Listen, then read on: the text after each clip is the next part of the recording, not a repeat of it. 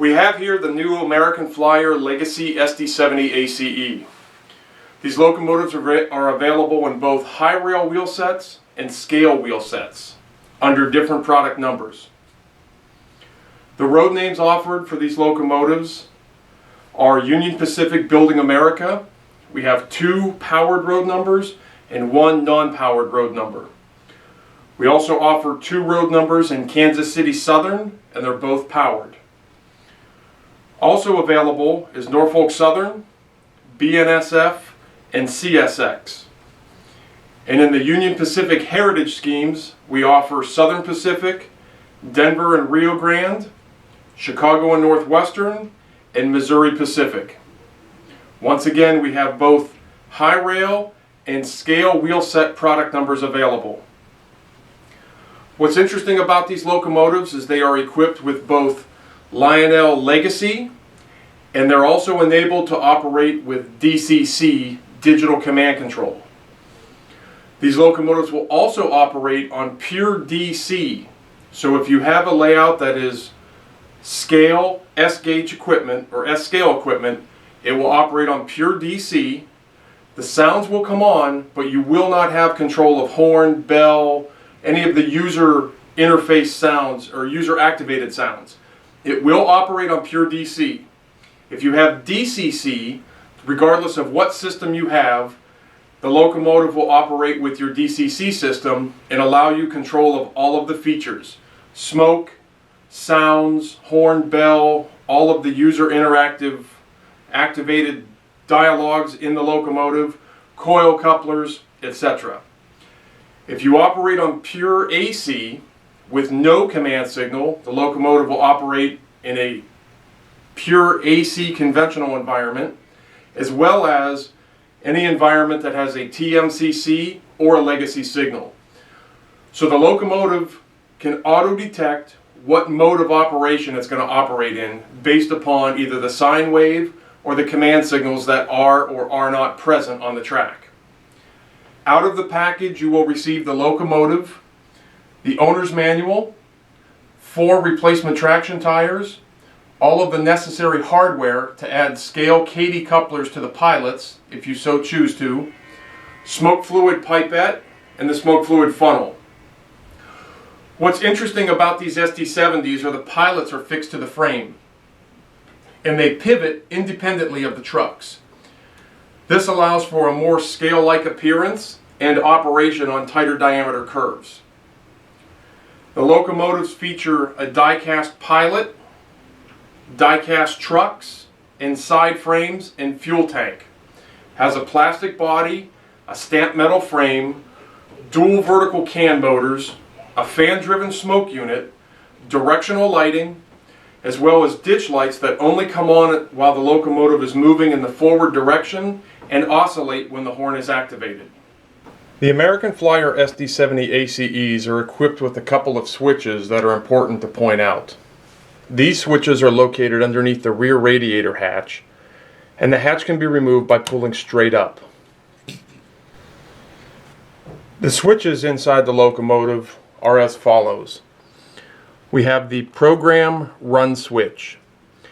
This is used for assigning the locomotive ID number when you're operating this locomotive with either TMCC or legacy control. Place the switch in the program position to assign the locomotive ID number, and then place it back in the run position to operate the locomotive. The engine will retain its ID number until you change it again in the future. For conventional AC operators, the program run switch is used as the direction lockout control switch. To access all 3 directional states, being forward, neutral, and reverse, leave the switch in the run position. To lock the locomotive into one direction all the time, get the locomotive running in that direction, and then slide the switch to the program position. The locomotive will only then run in that direction. The other switch we have is the smoke on-off switch.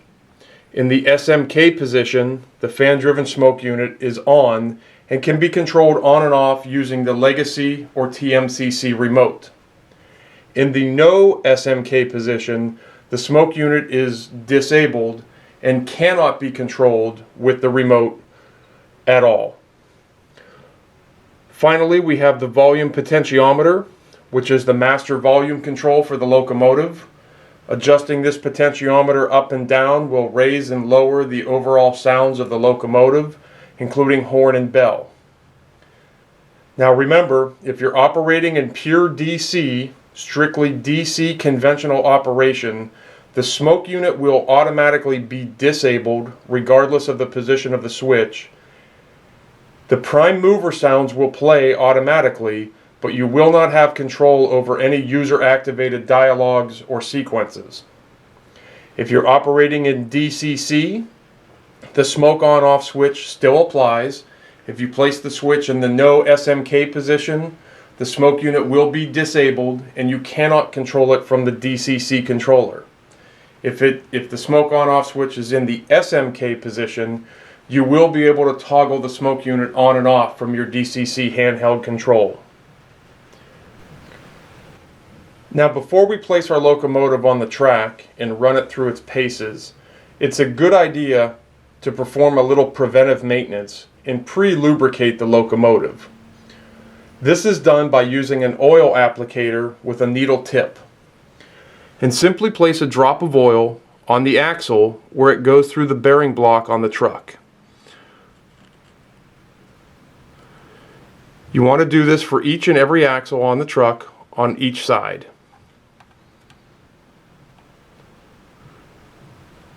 Work to get the oil between the gear and the truck block.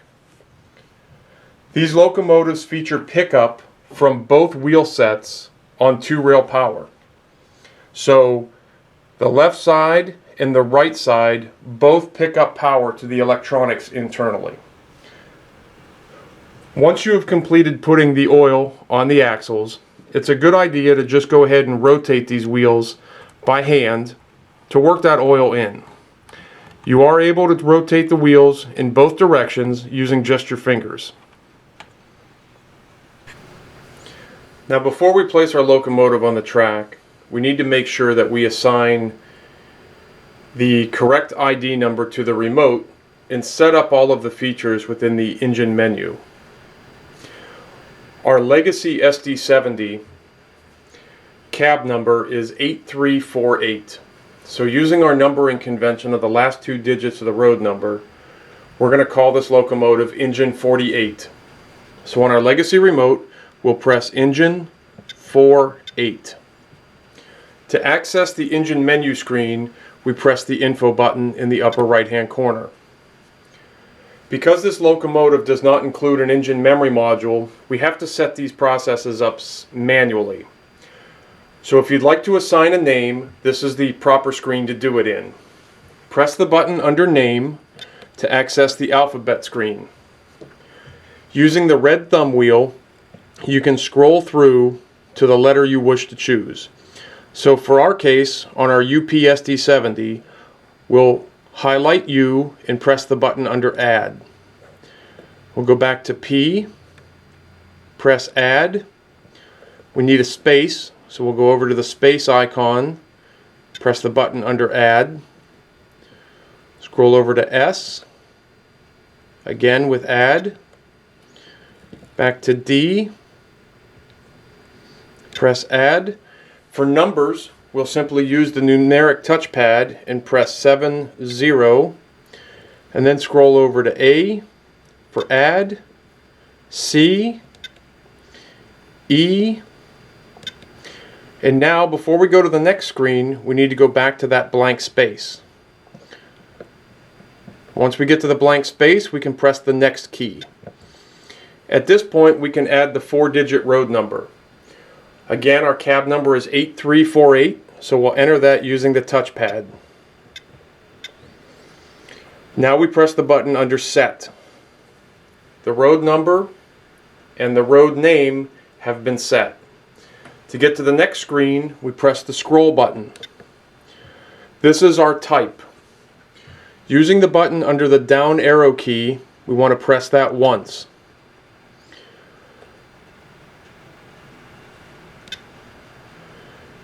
We want to press the button under FPD so we get Flyer/Pullmore Diesel.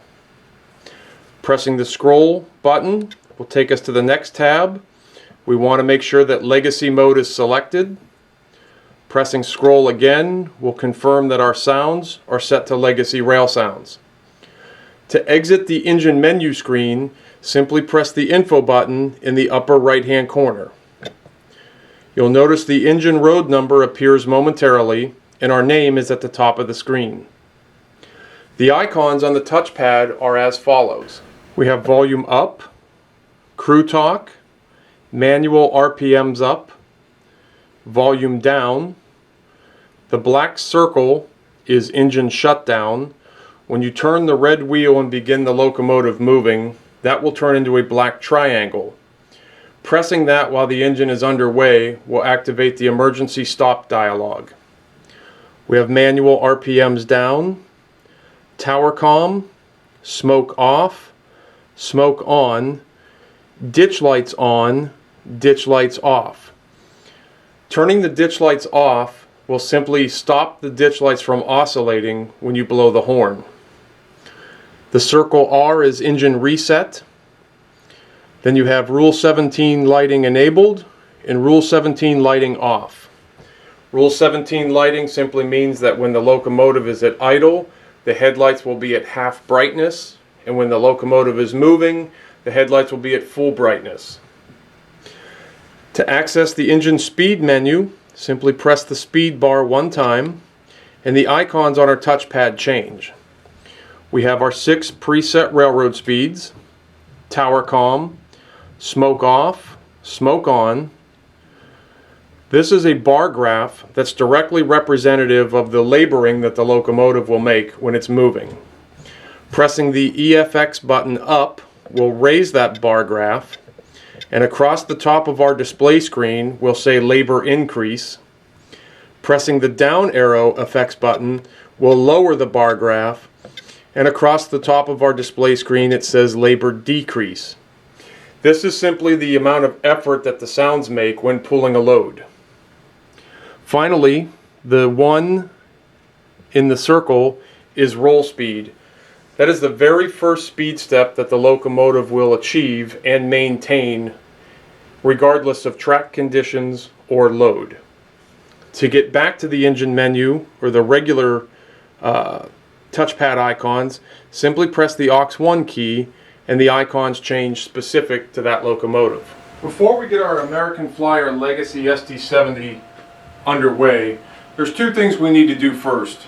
One is prime the smoke unit, and the second one is program the engine ID number. So to prime the smoke unit, what we're going to do is remove the exhaust hatch over top of the smoke unit itself. It's held on with a magnet and comes off very easily. Next, we're going to take our pipette and some of the 6-37841 Lionel Premium Smoke Fluid, and we're going to fill the pipette about halfway between the tip and the very first line and put that in our smoke unit. Couple puffs of air are required to make sure we break out any meniscus that may have formed on the stack. And we can go ahead and replace the exhaust cover. Now we need to program the locomotive ID number. Now we've already told our remote that we're going to call this SD70 Engine 48. So to do this, we remove the radiator hatch and we place the program run switch in the program position.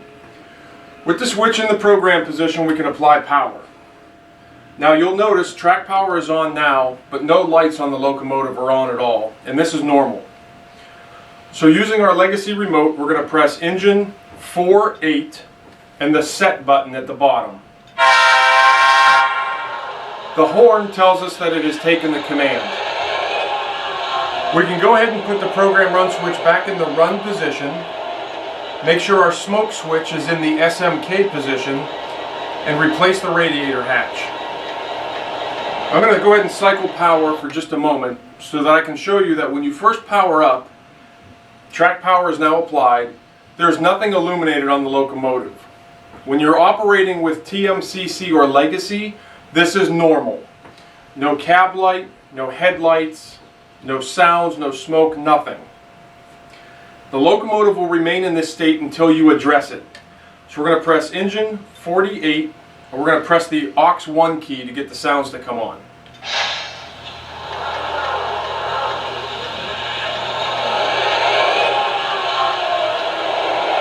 So the locomotive plays its startup sequence, and the sounds are active. You'll notice that the cab light in the locomotive is now illuminated and will stay on as long as the locomotive is at idle. As soon as the engine begins moving, that cab light will turn off.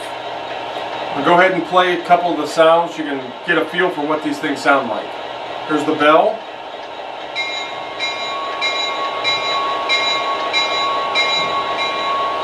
The horn. If you're using Legacy, you actually have a quillable horn, and I'll go ahead and play all 3 levels of that horn that you can adjust on the remote.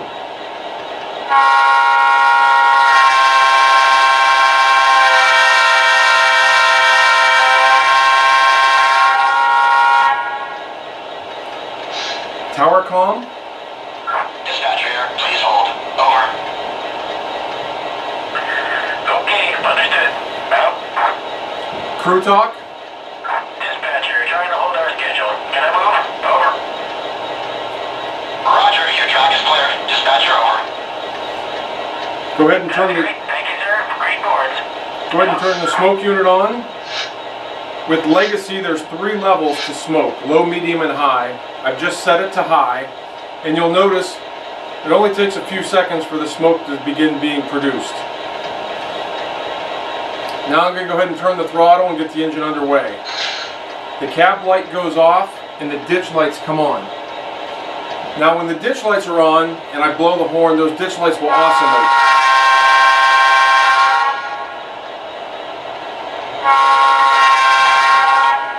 Just like the prototype.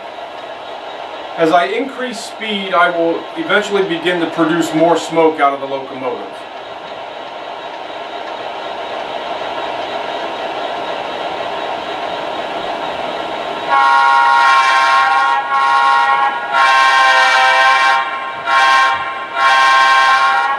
Now we mentioned earlier when we were showing you the touchpad icons that the black circle changes to a black triangle when the engine is underway.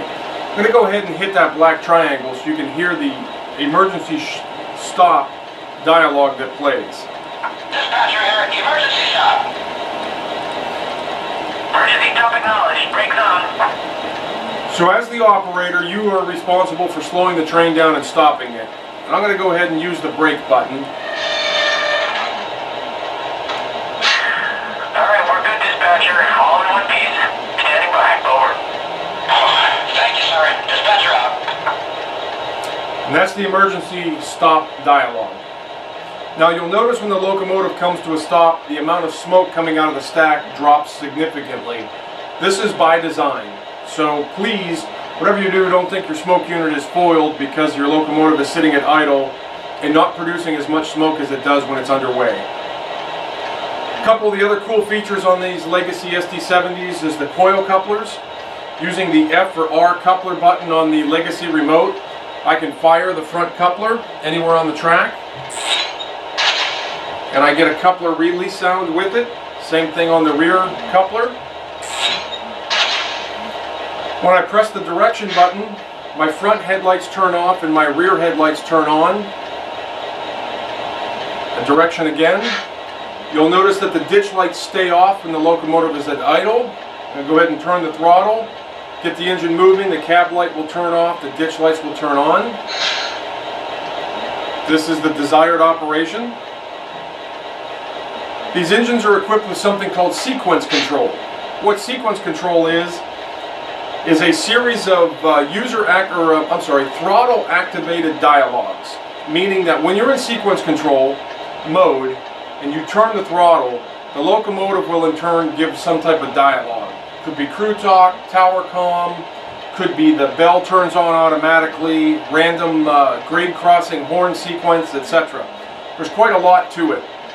And what it's designed for is if you have locomotives on your railroad running and you're focused on playing with other locomotives elsewhere on the layout, you can put the train in sequence control And the locomotive can run around your layout, blow the horn, ring the bell, give some dialogue announcements, all unattended while it's just operating normally. So to enter sequence control, you simply press the aux1 or the straight arrow key and hold it down for 3 seconds. The engine will confirm entering sequence control when you hear 2 bells and a horn blast, and it works like this. We've now entered sequence control. So now what happens is the very first speed step will not actually make the locomotive go anywhere. We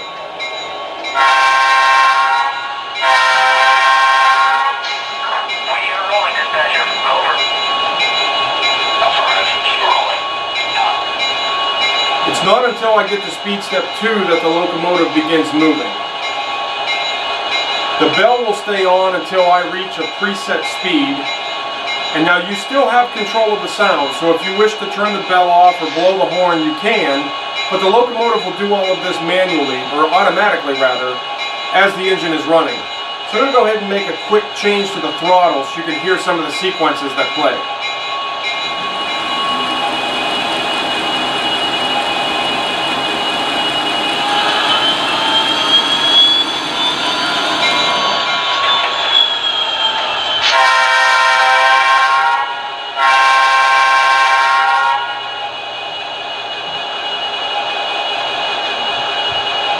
So oftentimes you'll get a dialogue announcement, crew talk, tower comm, something to that effect.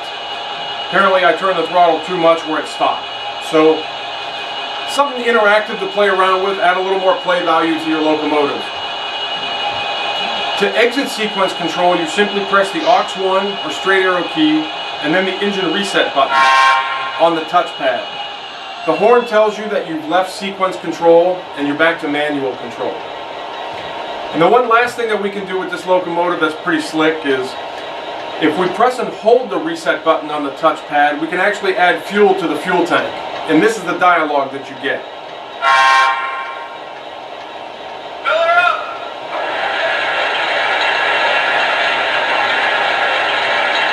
When you let off the reset key, you'll hear this dialogue. My fuel's full. Over. Copy that. Out.